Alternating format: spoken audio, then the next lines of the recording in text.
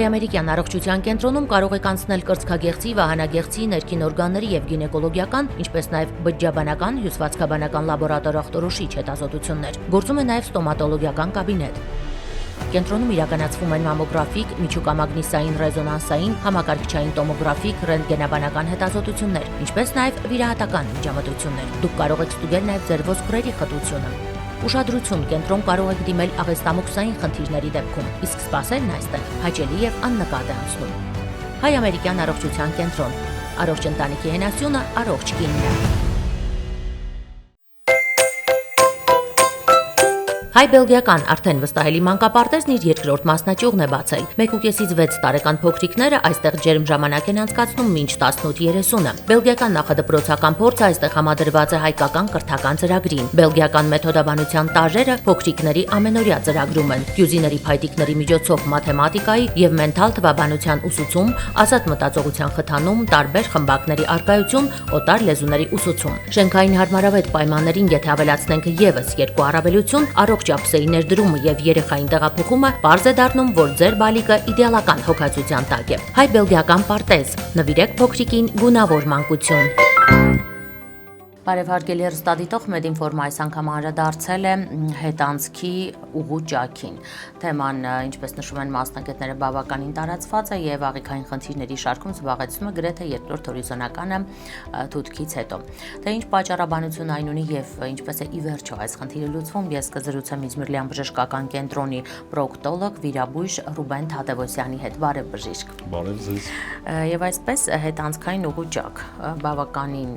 տարածված թեմա, ինչպես նաև դուք նշեցիք մեր նախնական զրույցի ընթացքում,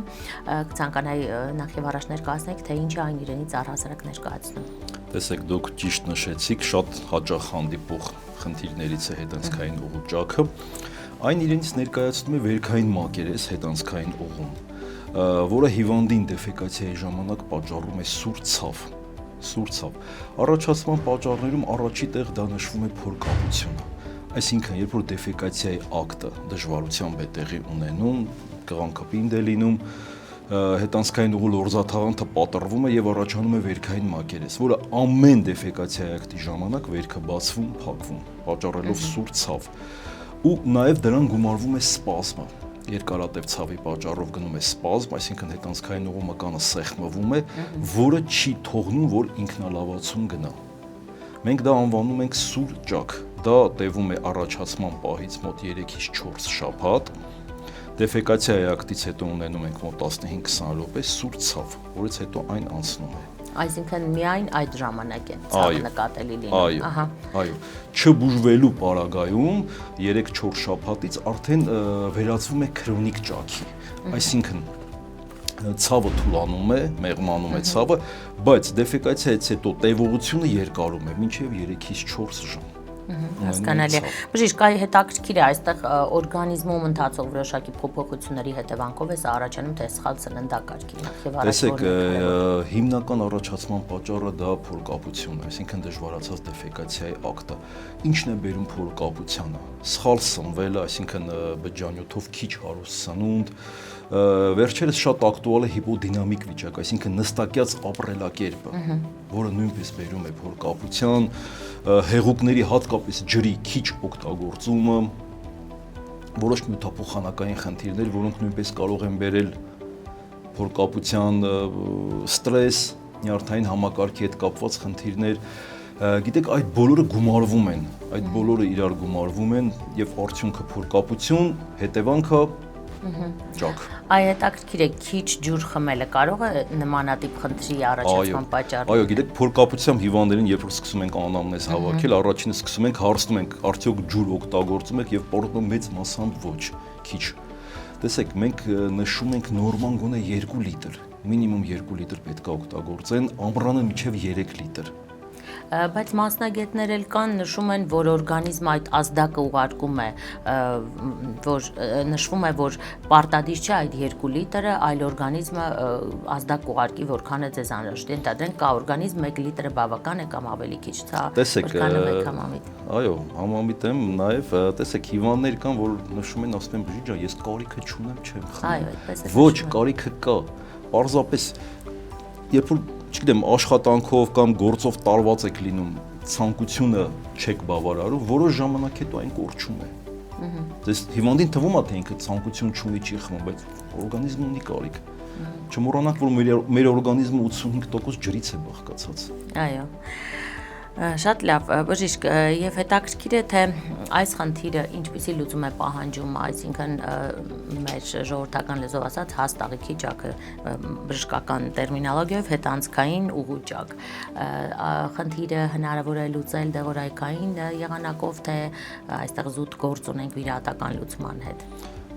Տեսեք, սուր ճակի պարագայում, այսինքն առաջացման պահից մոտակա 1-1.5 ամիսը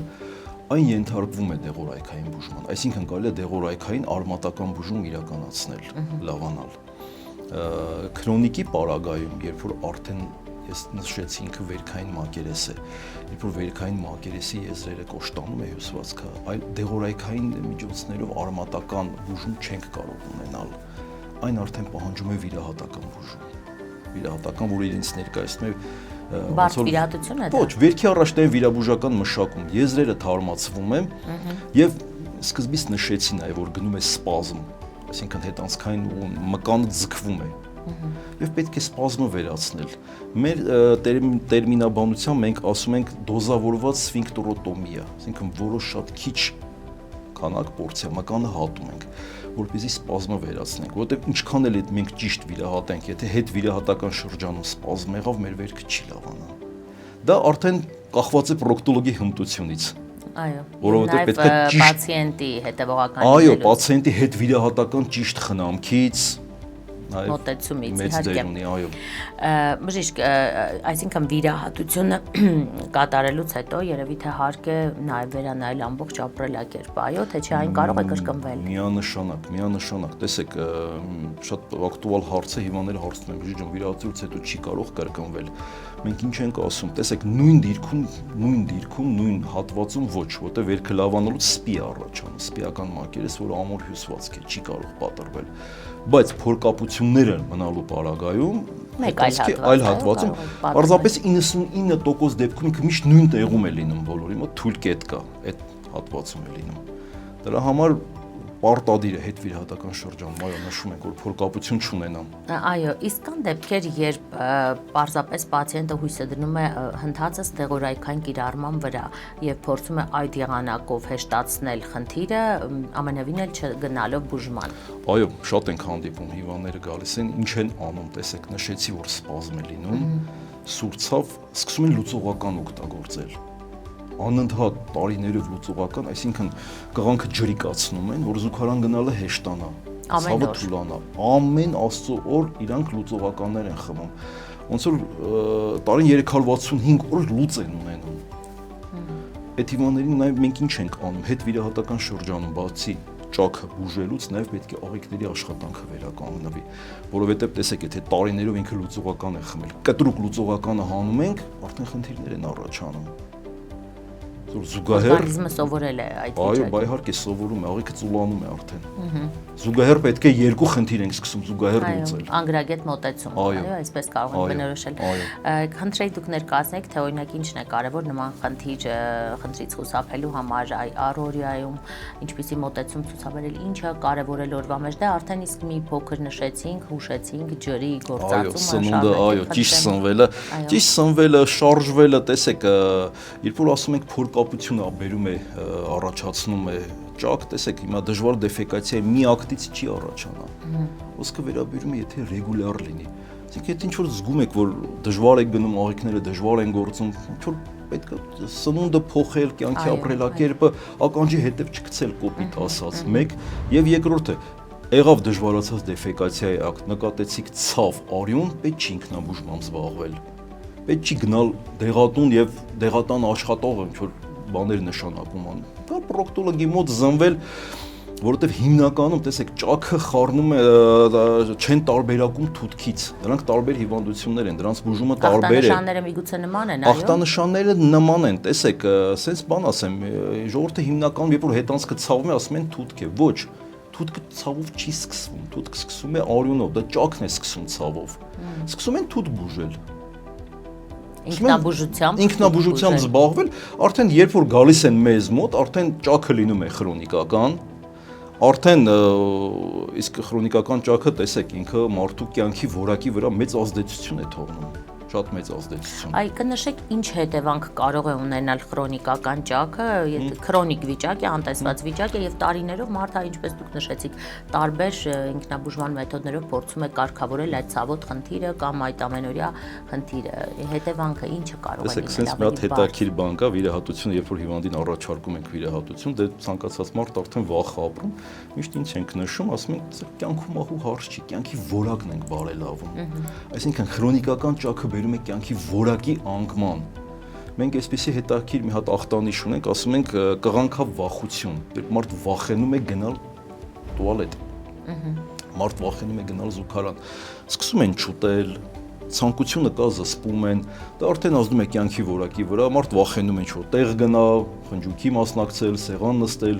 եւ այլ, այսինքն դեֆեկացիայի հանդեպ վախ է ձևավորվում, որը հոգեբանորեն սկսում է հիվանդին ճնշել։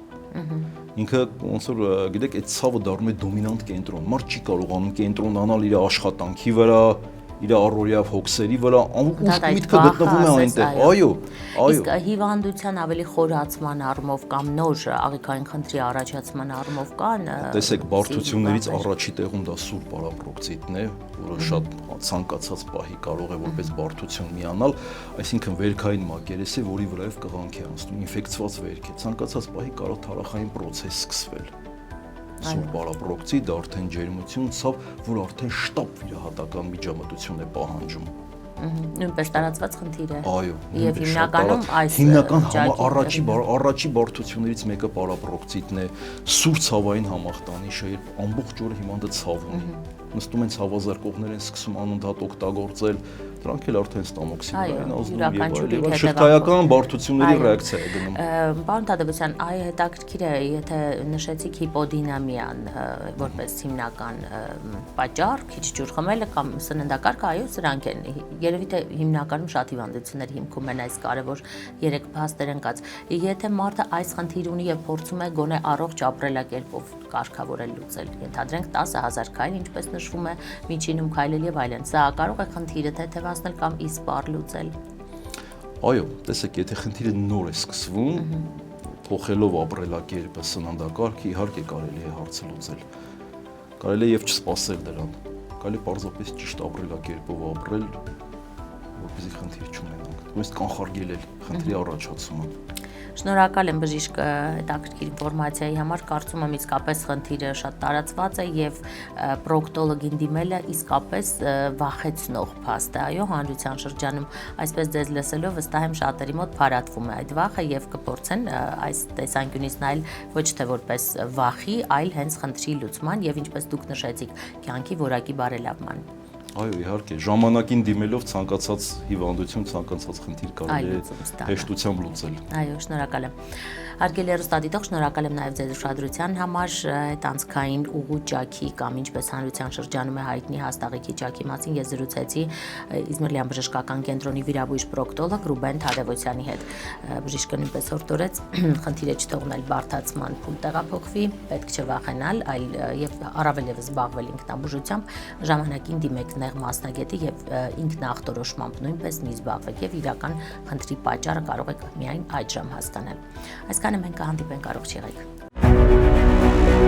Հայ-ամերիկյան առողջության կենտրոնում կարող եք անցնել կրծքագեղձի, վահանագեղձի, ներքին օրգանների եւ գինեկոլոգիական, ինչպես նաեւ բջջաբանական, հյուսվածքաբանական լաբորատոր ախտորոշիչ հետազոտություններ։ Գործում է նաեւ ստոմատոլոգիական կաբինետ։ Կենտրոնում իրականացվում են մամոգրաֆիկ, միջուկամագնիսային ռեզոնանսային, համակարգչային տոմոգրաֆիկ, ռենտգենաբանական հետազոտություններ, ինչպես նաև վիրահատական միջամտություններ։ Դուք կարող եք ստուգել նաև ձեր ոսկրերի խտությունը։ Ուշադրություն, կենտրոն կարող եք դիմել աղեստամոքսային խնդիրների դեպքում, իսկ սպասելն այստեղ հաճելի եւ աննկատ է անցնում։ Հայ-ամերիկյան առողջության կենտրոն։ Առողջ ընտանիքի հենասյունը, առողջ կինն է։ Հայ-բելգիական արդեն վստահելի մանկապարտեզն իր երկրորդ մասնաճյուղն է բացել։ 1.5-ից 6 տարեկան փոքրիկները այստեղ ջերմ ժամանակ են անցկացնում մինչ 18:30-ը։ Բելգիական նախադպրոցական փորձը այստեղ համադրված է հայկական կրթական ծրագրին։ Բելգիական մեթոդաբանության տաժերը փոքրիկների ամենօրյա ծրագրում են։ Կյուզիների փայտիկների միջոցով մաթեմատիկայի եւ մենթալ թվաբանության ուսուցում, ազատ մտածողության խթանում, տարբեր խմբակների առկայություն, օտար լեզուների ուսուցում։ Շենքային հարմարավետ պայմաններին եթե ավելացնենք եւս երկու առավելություն, առողջ ափսեի ներդրումը եւ երեխային տեղափոխումը, պարզ է դառնում, որ ձեր բալիկը իդեալական հոգացության տակ է։ Հայ-բելգիական պարտեզ։ Նվիրեք փոքրիկին գունավոր մանկություն։